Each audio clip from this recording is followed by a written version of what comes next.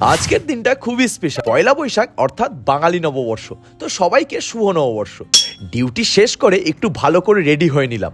নতুন বছরের শুরুটা একটু স্পেশাল করতেই এই প্ল্যান। প্রায় 1 ঘন্টা জার্নি করে পৌঁছে গেলাম তমলুকের আমি বাঙালি রেস্টুরেন্টে। ঢুকেই চোখে পড়লো সুন্দর অ্যাম্বিয়েন্স আর দারুণ ডেকোরেশন। ওয়াল পেন্টিং গুলো বাঙালিয়ানা ভাইবটাকে যেন আরো ফুটিয়ে তুলছিল।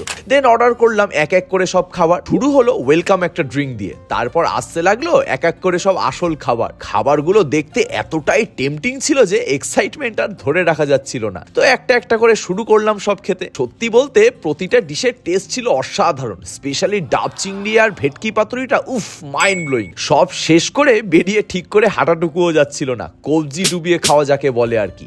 দেন গেলাম একটু ঘুরতে কোলাঘাট নদীর ধারে। নদীর পাড়ের ওই শান্ত পরিবেশ দিনটাকে আরো সুন্দর করে দিল। তো আজ ভিডিও এই অবধিই থাক। তোমাদের নববর্ষটা কেমন কাটলো জানিও। দেখা হবে অন্য কোনো দিন অন্য কোনো ভিডিওতে। Till then bye by.